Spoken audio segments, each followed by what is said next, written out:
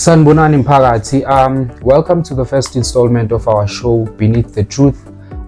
This is going to be our first installment, so would require your support. Please subscribe and also ring the notification button. Today on our show we're going to be talking about SLP, which is a social labor plan.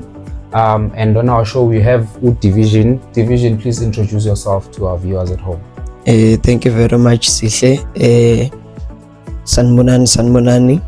My name is Siyabonga Wagancetani, who is the chairperson of unemployment in the local economic development forum at Paliseng. I'm also an activist, Elokshini, advocating for issues which they are affecting in the community as a whole. Yes, that's who I am. Okay, since we mentioned Uguti, we'll be talking about SLP. For someone who's sitting at home, ongayazi SLP, please explain in details. What is the SLP? Whenever we are talking about into SLP, it is a social and labor plan. Egunguchi imine kumele ibe nayo in order for which manje ikwazi benefita the host community. Maskuluma nge host community, sikhuluma nge community ehlala la imine is situated corner. It also touches to indaba yokuthi after the host community it goes to the district, from the district it's province to national, because it is inclusive of all the people ekunguthi manje bakhona entweni eSouth Africa. Then sibuye wena sihle sibe nani sibe ne exception for those people ekunguthi they are from disadvantaged areas, like aboma rural areas ngabala mhlambe from kubo KZN, kubo Eastern Cape, you can name the places. So in a nutshell kahle an SLP, it is a plan yokuthi kahle in mind how is it planning ukuthi inga developer I community yethu ngakhona. How is the mind planning ukuthi ingakwazi ukuthi is develop ngokuthi iyenzeni isinikeze ama skills in the mining industry and outside the mining industry. That is SLP kahle mangizama ukuthi ngisummarize leyo. But manje la I'm having a SLP community toolkit ekunguthi it serves as a guideline ukuthi kahle SLP kumele ibe structured kanjani and all those sorts of things. But angeke ngize ngiyeke okuningi.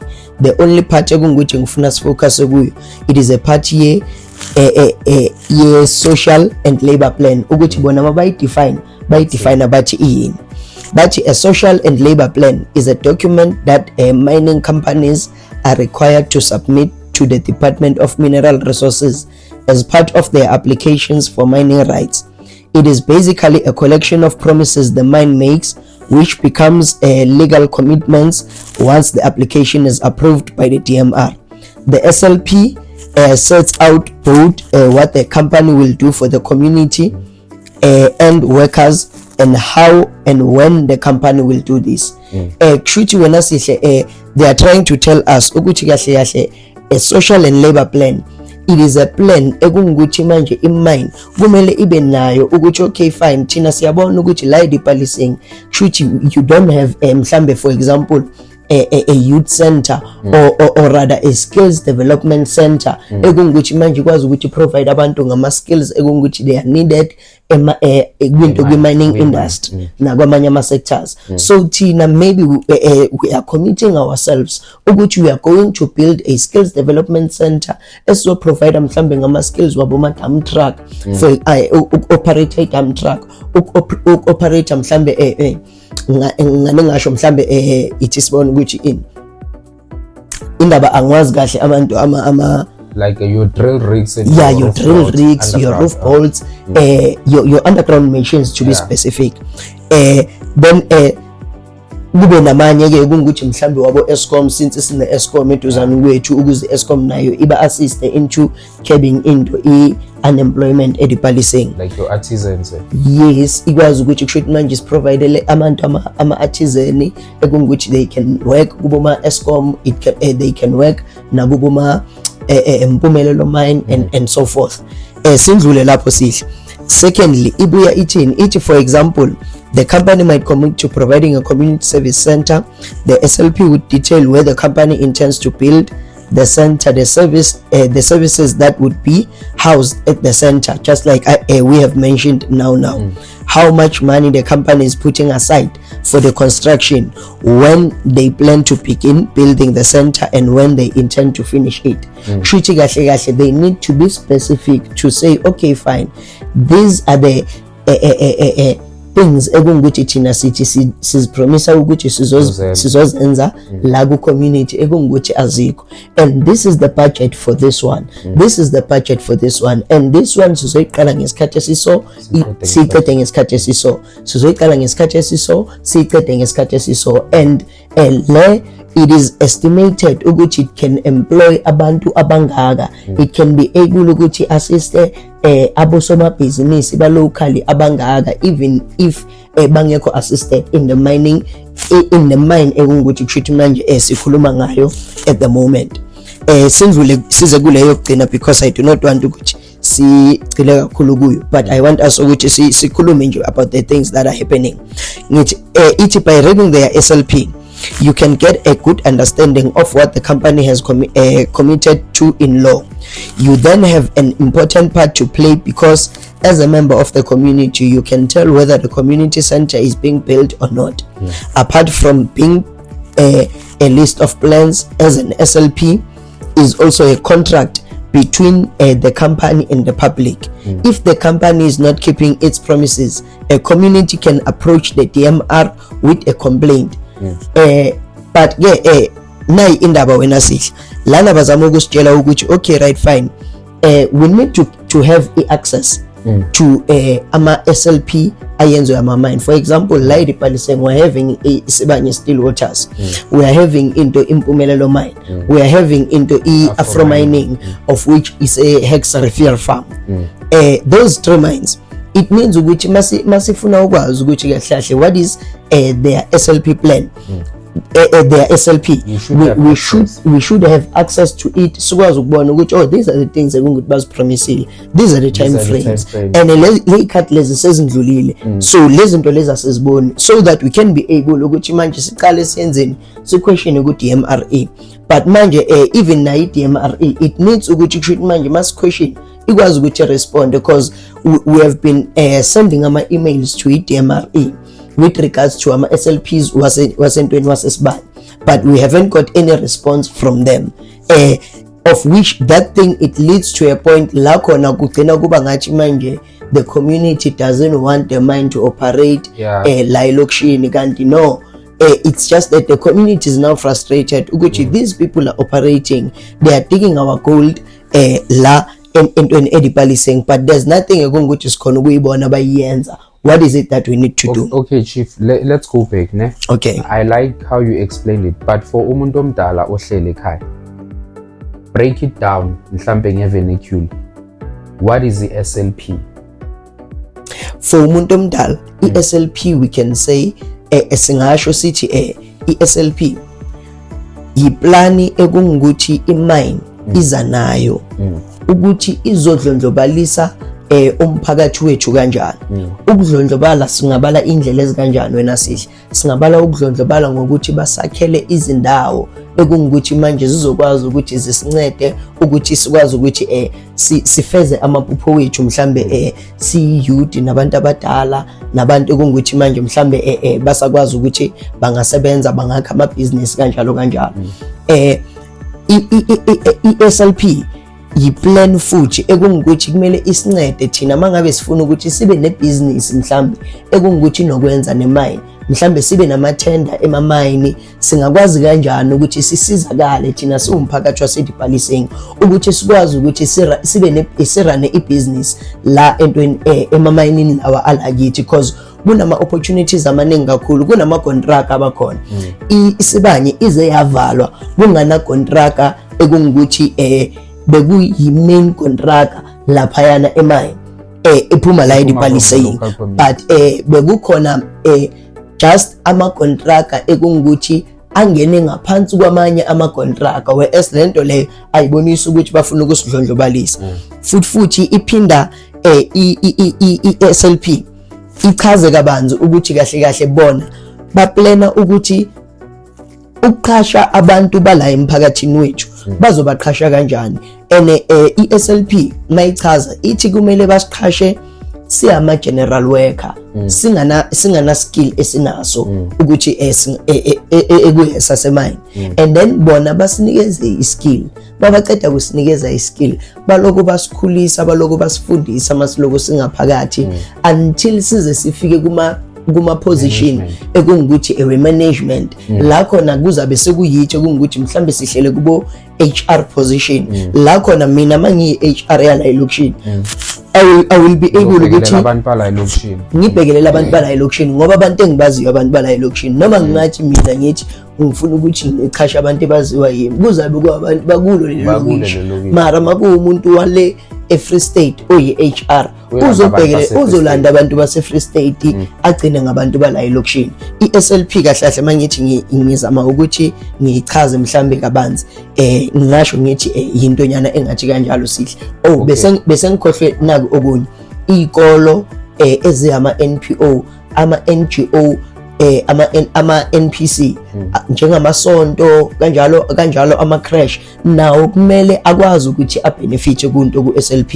leyo kusho manje ivela ibizwa ngokuthi i-community i-corporate social investment. Kushuthi kahle kumele bachaze ukuthi alright fine wona ama organization akanjalo wona bazowa assista kanjani, in fact bawa assista kanjani according to iplan yabo yento ye-SLP for le 5 years le ekungukuthi bazabe operator, because i-SLP ne-SLP plan ebayenzayo kumele kube yi-plan ye-5 years ukuthi bachaze ukuthi ukusuka kulonyaka ukufika kulonyaka thina yini sizoyenza la entweni edibhaliseni.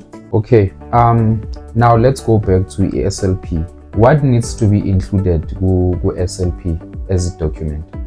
As a document, SLP kahle yona. Number 1, kumele ibe ne local economic development program. Basho ukuthi manje how are they planning to develop a community yethu, maybe nge infrastructure njoba bese ngibalila ama SMMEs waselokishini ama company amancane asafufusa bawakhulisa kanjani, mhlambe ama NPO nama NGO benza kanjani ukuthi mhlambe akwazi ukuthi adlondlobale alwisane nama issues ekungukuthi manje anokwenza nokuhlala kwethu siyabantu basekuhlaleni. Sibuye that is number 1. Number 2, kumele ibe ne human resource development program. I-human resource development program yi-program yabo yokuthi bona how are they planning to employ ama locals, in fact ngathi ama locals per se, how are they planning to employ abantu who reside with host community.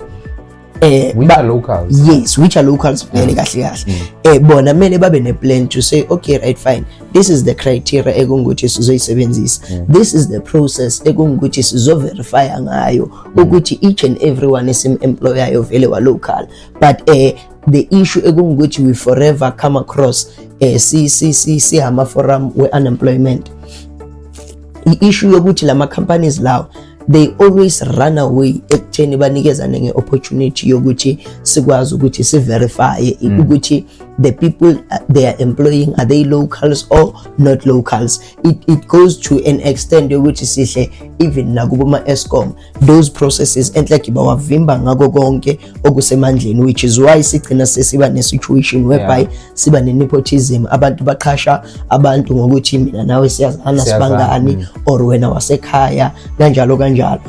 That is why sigcina siba ne-situation la khona abantu bakhona ukuthi bathengise umsebenzi kube ukuthi mina sengiza kuwe because you are an HR ngithi sihle na imali ngicela ubambe kanjena i-call drink yakho ngicela ungifake emsebenzini, of which those are the things esingazifuni. Whenever employed we need to know ukuthi okay wena uqhasheke ngendlela eso kanje uqhubekele phambili bonke abantu baqhasheke ngendlela e-right fair futhi, because akusiyithi sonke futhi esinemali nale yabo mama futhi singayikhohlwa kakhulu sihle sorry kancanyana yabo mama singayikhohlwa kakhulu because Kumele babonelelwe. abomama kumele babonelelwe, akumelanga abomama behlisa amaplomasi ukuze bangene emsebenzini. Abomama kumele baqhasheke kahle because even ne-Labor Relations Act nayo it emphasizes ekutheni abomama they need to be considered whenever kuba nama-employment opportunities. So a certain Called percentage, employment equity. yes, it's called into employment equity.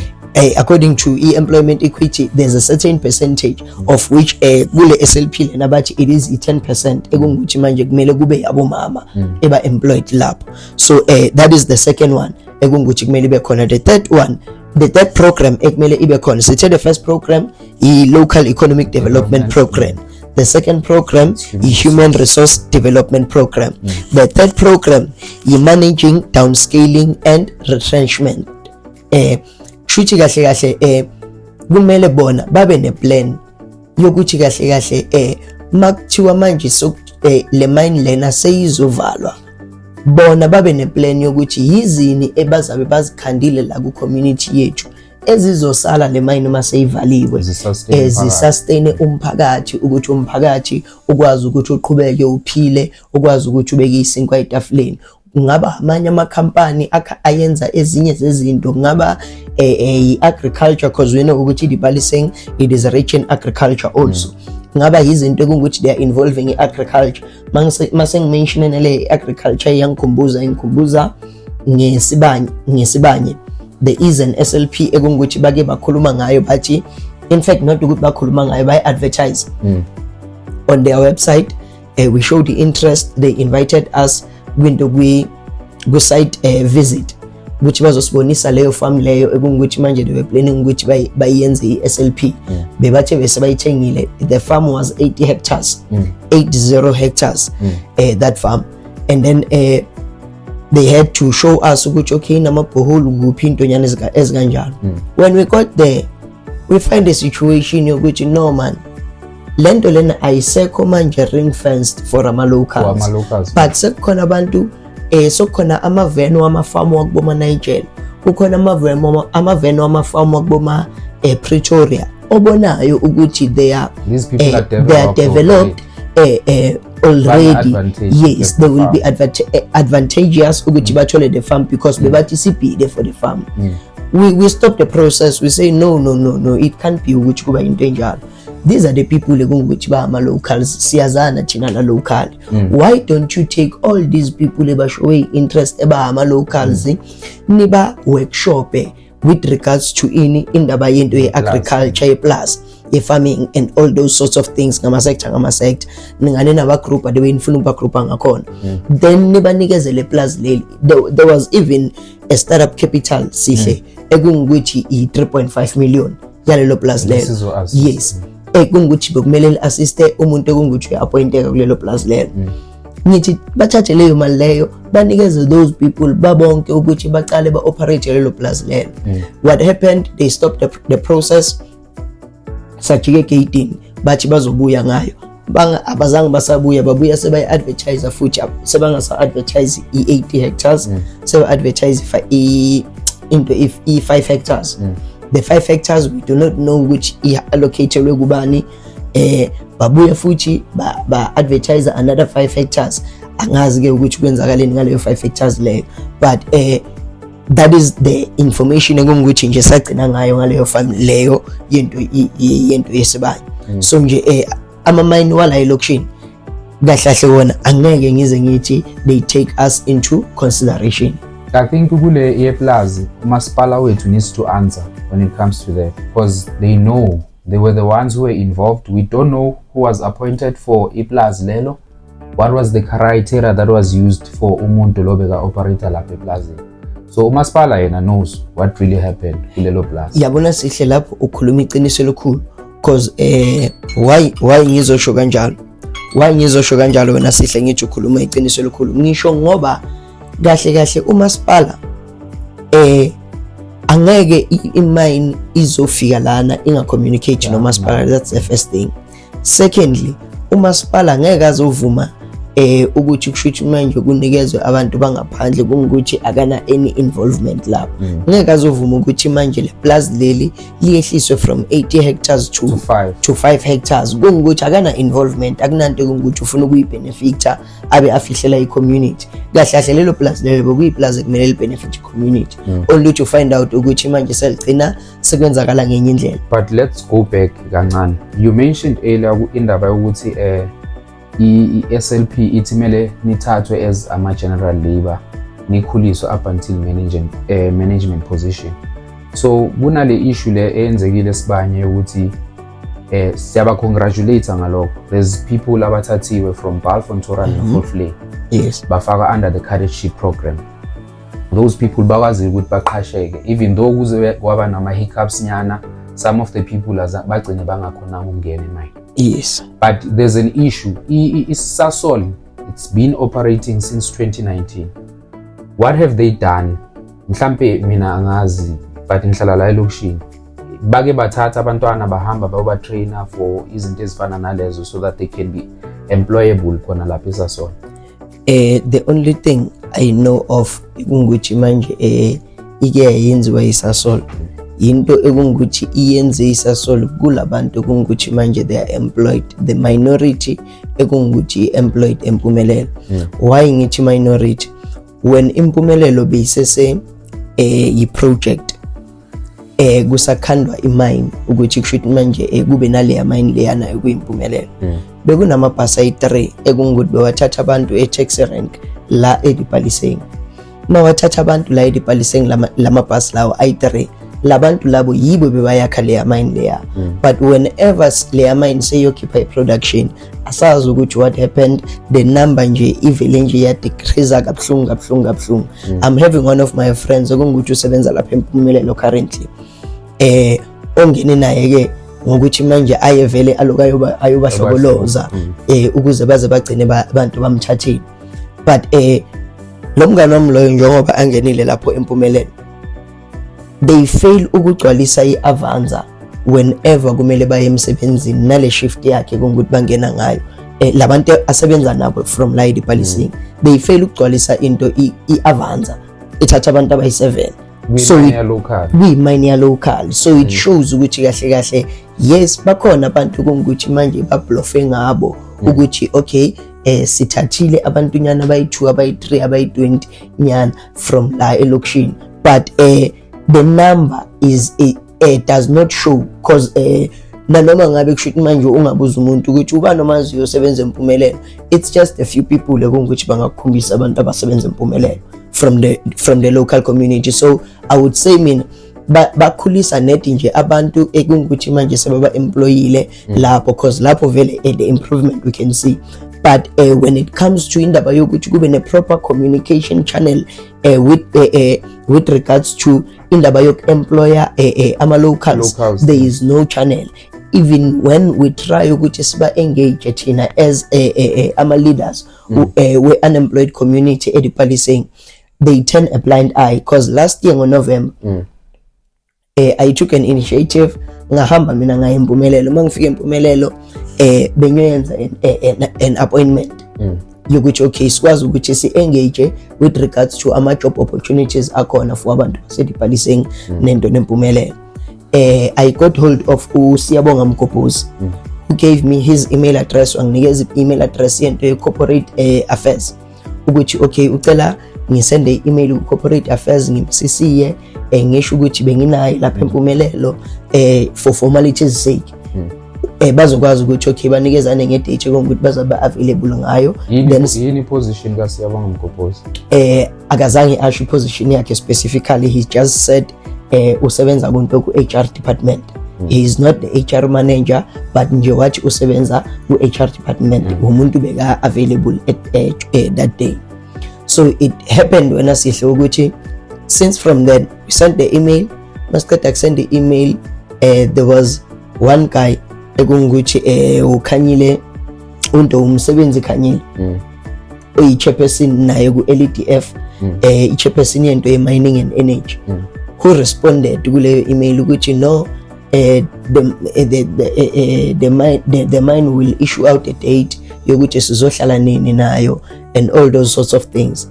But wait division, how does Umsebenzi reply on behalf of Sasol? Umsebenzi sekasebenza Sasol. That was because the email was directed to Sasol. The people were supposed to reply to the email bogu Sasol, not Umsebenzi. Exactly. That is whereby mina ngenzani ngithi no, I will not respond kuleyo email leyo ngalento leyo because uyichairperson ya ku LEDF ya mining and energy, ngiyichairperson ye unemployment ku LEDF. So ngathi mina I will talk to him ngayo lento leyo. I did talk to him ngayo lento leyo, hoping ukuthi labaya they will issue that date. It was November. Manje sugu April. We're approaching May. Akukakabi na any response ekungukuthi kushuthi manje bayenzile, which is why ngibona mina kungcono ukuthi the unemployed community kube yiye kungukuthi yazela, because ibona ngathi mina yime kungukuthi manje mhlambe ngiblocka indlela zabo, or mhlambe angifuni ukuthi manje yabo bakwazi ukuthi babe employed entweni impumelelo. Kanti the issue it is with regards to impumelelo, ngokuthi ayifuni ukuthi engage ne community. It is forever saying no, the only people it will engage with it is the LEDF. I am a chairperson ku LEDF, but angaze ngahlala ne meeting eyi-1 nempumelelo. Impumelelo ihlele ne LEDF. The only thing I know of a meeting no executive mayor kungukuthi executive mayor uthi uyenza meet and greet aqeda kungena entweni esitulweni athi uyenza meet and greet nempumelelo, indaba yakhona igcina iphelela kanjalo. But impumelelo nje I wouldn't say it is doing anything even with regards to develop infrastructure. There's no infrastructure kungukuthi singayikhomba sithi develop impumelelo. Kushuthi nje impumelelo it is turning a blind eye edibaliseng. And another thing, manyile ngalelo langa lelo ngoNovember lapho impumelelo ngifika ngesikhathi sokuchintsha kwama shift. Kushuthi isiphithiphithi sabantu abashayisayo, abanye bayangena, but I only managed to recognize only 2 faces ekungukuthi familiar emayini yasempumelelo. Kubantu ekungukuthi manje bebazihambela nje. I'm not saying bayithu abantu basebenza impumelelo, but I'm saying mina ngaleso sikhathi leso bengilapho kulesiphithiphithi leso besilapho abayithu kuphela engababona ekungukuthi manje ngingabakhomba ngithi lo ngiyamazwa waselokishini. But nje impumelelo I wouldn't say iyayisebenzela idibaliseng at all. The only thing ekungukuthi khona ayina ne hub yokuthi manje singakwazi ukuthi mangabe sifuna ukuthola information ngempumelelo singaya kuyo. The only thing abagcina ngokuyenza bagcina ngokudonate a container bayibeke multipurpose, hoping ukuthi leyo container leyo bazoyenza kuyo into, maybe a satellite hub or something. But leyo container since yahlala lapho ayenziwa next, asazi nokuthi ihleleleni lapho leyo container leyo. The last SLP eyenziwa into isibani, of which I cannot call it SLP per se because bebangayi advertisanga. Secondly nento nevenue kamasipala bengahayilanga ukuthi sikwazi ukuthi sazi ukuthi kunento kune SLP ekungukuthi kune SLP engagement ekumele siye kuyo. What happened, kwathathwa the unemployed community yayiswa eholweni. Makufika lapho kuyenzelwa nejo ukuthi bakwazi ukuthi bathatha ama-signature, bathola ama-signature ukuthi bazo-report ukuthi they did ilento i-SLP engagement, bakwazi ukuthi babe ney'thombe zokuthi they did it. But into beyikhona, amanye ama-sectors were not involved lapho. The only thing ekungukuthi manje yayenzakala lapho, it was not nje for the purposes of informality nje kuphela. Yes. And then there is a part ekungukuthi manje, okay, wait, before you go to another part, okay, please, when you say bathatha i-community, where did they go physical and take i-community, and who were they liaising with? At that time the chairperson went away with unemployment ku LEDF. BekuwuDipapang, of which he was the one ekungukuthi bekalayeza nesibanye in order for ukuthi kushuthi manje bazi ukuthi okay, whenever kushuthi manje sifuna ukuthi kube nabantu ekungukuthi manje sizo engage nabo, whenever sikhulume noDipapang, because uDipapang ukhona ukuthi ahlangane nabantu abafolayo abafuna umsebenzi every day abaningi, then it can be easier ukuthi kushuthi manje bakwazi ukuthi bathole a number of people ekungukuthi kushuthi bakwazi ukuthi basebenze ngabo kanjalo. Njengoba besisho ukuthi SLP which programs ekungukuthi they need to be included in the SLP, such local economic development program, a human resource development program, managing downscaling and retrenchment. And then number 4, it was a financial provision. They must give us a budget to say under a human resource development program, this is the budget egunguchi banayo. The financial department needs to give us those figures, which this is the budget for this program. Then is under into a local economic development program, this is the budget egunguchi call. For this one, it is this. It is this amount. For le ile mal for le ile mal le. Then is futhi kube yini kube budget process yokumanage ini downscaling and retrenchments, ukuthi kahle budget yakhona yona budget kangakanani ukuze sizokwazi ukuthi okay sisebenzela phezulu kwemalini. That is what needs to be entailed in what in ilakhuzana SLP eyenziwayo. Okay, with everything that's being said, like right now, like everything is ishilo, what's the plan with regards to Isibanye? Because I heard Isibanye is coming back. We feel ukuthi Isibanye didn't accommodate the local community, especially when it comes to that's not a secret. When it comes to recruitment, abantu bala eBalfour bebabancane, even though most of them bebaku-carriage ship. Yes. Abantu base-Balfour, they were not accommodated when it comes to management positions. True that. So on that one, like bebanga compromise, it was just like external candidates lapha phezulu. Yes. So what is the plan right now? What is it that you wish for as ichairperson unemployment? As ichairperson unemployment, mina I would wish ukuthi mhlambe for a period of 2 years banikeze time frame ukuthi in 2 years time thina sifuna ukuthi in fact because iSLP kahle iyenzani istructure ngeminyaka, it's 5 years, iSLP 5 years, but masi trace back, we need to trace ukuthi ngo 2019, 2020, 2021, 2022, 2023, 2024 kushuthi kahle what is it that has been done. So mina njengoba ngu-chairperson unemployment, I would love to see ngonyaka mawuphela unyaka from the day ebazocala ngayo until the day ekungukuthi kuzabe kuphela unyaka ngalo wena sihle kube ukuthi okay 1,000 yabantu seba employed specifically kuphi kuSibanye. Not employ contractors. Contractors, they can add on top of ini le 1,000 ekungukuthi manje isebenzela Isibanye straight. And then for the second year kube 1,000 again, for the third year kube 1,000 again, or even if we can say masithi 1,000 mhlambe kuzabe kuyinamba eningi kakhulu, akusinamba eningi futhi kahle kahle because we have into Rwane, we have Grootfontein, we have into Isiyathemba, of which kahle all those 3 nodal points they consist of ward I6 and all the 6 wards they need to be accommodated. Sazi ukuthi eNtorwana there are a lot of people ekungukuthi they are benefiting from this mine. Grootfontein there are a lot of people who ekungukuthi they are benefiting from this mine. Isiyathemba there are a lot of people.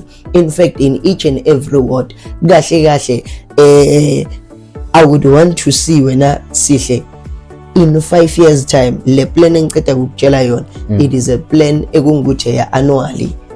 In 5 years time kungaba mnandi sihle ukuthi at least per household kukwazi ukuthi kube nomuntu osebenza emine in order for ukuthi kahle sikwazi ukuthi silwisane nale unemployment ekungukuthi manje ikhona la elokishini, and sikwazi ukuthi kushuthi manje each and every house ibe nento yokudla on a daily basis, irregardless yokuthi kushuthi manje kuba ubani, but at least akube khona umuntu ovukayo ekseni avuka yenzani aya emsebenzini emine. We have in fact sihle we have 3 mines: Impumelelo, Isibanye, i-Afro Mining le qeda kuvula engakezi kuzoyenza SLP but seyiqalile ia-operate ilento i-Afro Mining lebe ngisho ngithi se-Hexafer Farm. Those 3 mines they can make that thing ukuthi ibe i-reality in 5 years time if only we can go with that strategy. If ever sithi sibanye sona sizothatha 1,000 a year, impumelelo ithatha 1,000 a year, i-Afro Mining ithatha 1,000 a year, that's 3,000 in 1 year. Yabantu kungukuthi they get employed ukuthi basebenzele i-mine straight, babe permanent e-mine straight. Then kuzobe kunale number le ekungukuthi asi-estimate ngayona ukuthi kuzoba inumber engakanani because there are a lot of contractors ekungukuthi asebenzisana ne-mine ezo-eda on top of leyo 3,000. Then it means ukuthi in a year we can employ more than 3,000 yabantu. It can be 5,000 yabantu because sisesenama contractors. Then in 5 years time it will be that estimated 5,000 multiplied by 5 times 5, that's 25,000 people can be employed in these mines in 5 years time. Not only focusing in my mind, man, like for me it doesn't make sense ukuthi ilokishi elifana ne-Dipaliseng, so like i-community efana ne-Dipaliseng, we have a lot of companies division like abo Eskom, abo Blue Skies, like i-Blue Skies ngiphakamisela isandla, it has been employing a lot of local people. Yes, when it comes to employment we have Blue Sky, we have like nala mama inwabali. So for me sine Transnet lab, for me it doesn't make sense ukuthi sibe nale unemployment rate esinayo la eDipaliseng with so many companies around.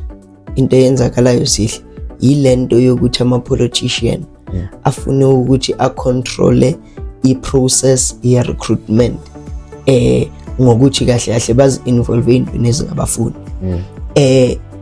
Labo bantu labo yibo labe kungukuthi kushuthi manje bakhona nokuthi balanda ama-comrade wakuphi bazowa-deploya la bachashwe bona. Yibo labantu labo kungukuthi kushuthi manje bakhona ukuthi manje bavalele i-community ukuthi ingakhona ukuthi yenze umsebenzi wayo ukuverifya kahle ngoba bona bazi ukuthi if every community verify seyivalela kwanabo ukuthi bangakwazi ukuthi ba-manipulate certain things ukuthi zisebenze in their favor.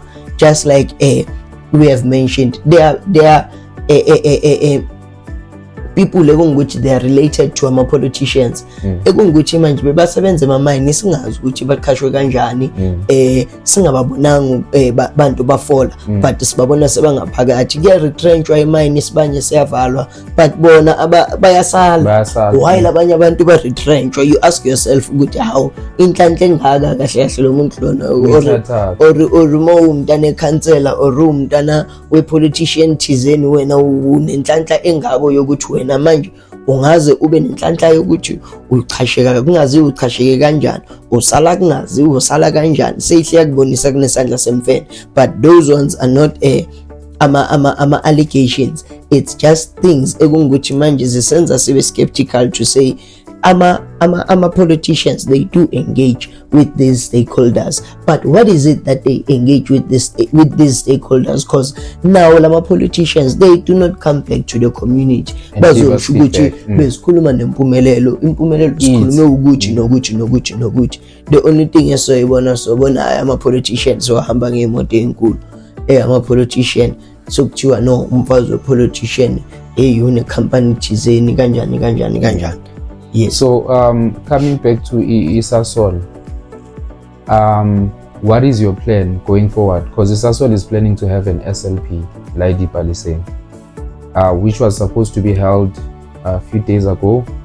Njoba nithi bajikisile ukuthi babuyele emuva. So what's the plan? Kahle akusukuthi bajikisiwe wena sihle ne asibekeni kahle. The thing eyenzakele ba-advertisile i-SLP. Nge-14 ngo-10 bekumele babe sentorwana impumelelo babe ba-conducta i-SLP entorwana, and then on the same day ngo-2 bokumele babe base-Grootvlei ba-conducta that SLP, and then nge-16 bokumele babe bala entweni eSiyathemba ba-conducta that SLP ngo-5 o'clock ntambama.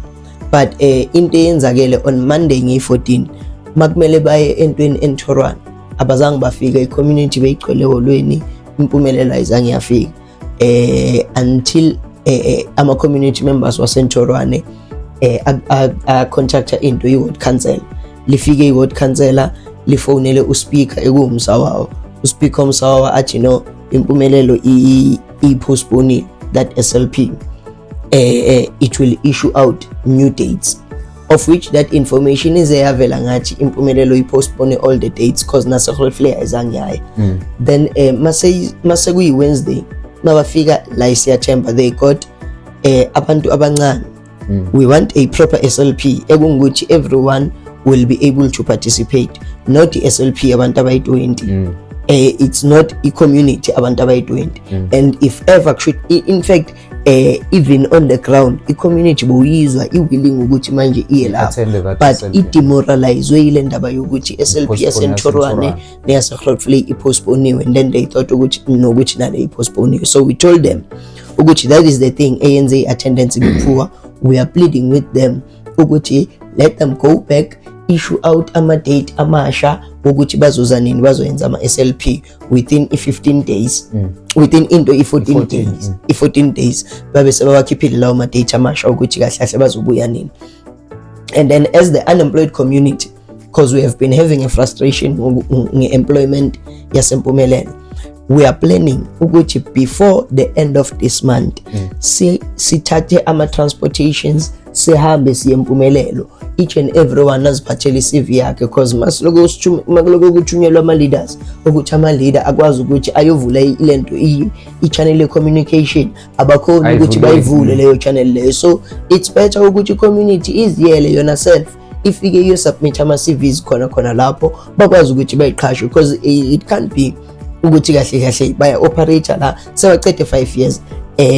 They've been operating, in fact they've been taking out a production from 2019.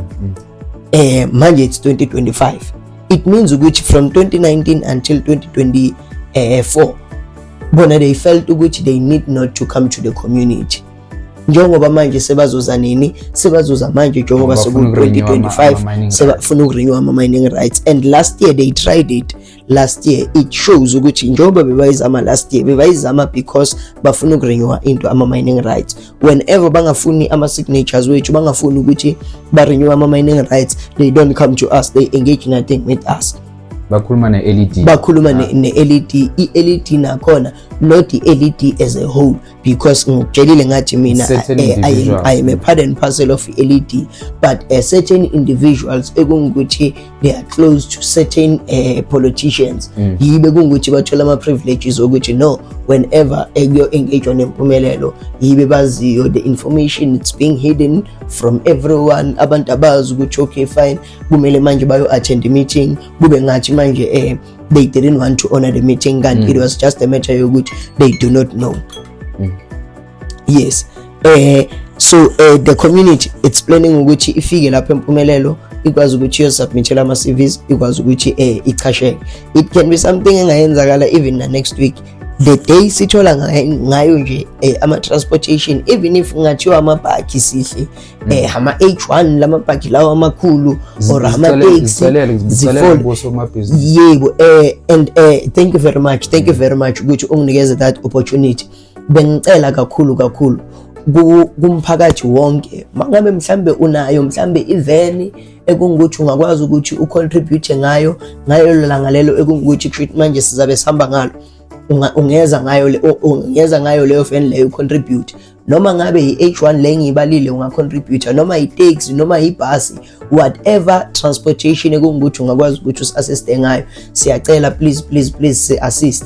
Mangabe mhlamba una transportation nanoma ngabe ungafaka mhlambe noma ngabe u50 rand nyana or 100 rand nyana ukuthi imoto ezikhonayo ukuthi zifike zizo assist, zikwazi ukuthi zitheleleke ipetrol, noma unga assist mhlambe ngokuthi usilethele amanzi, ungalethi imali ngoba manje indaba imali iyacabanisa kakhulu, asithi sizodla imali, but we are just trying to avoid izinto ekungukuthi zingadivejisa i-community from the exact thing ekungukuthi silwisana nayo, which is unemployment.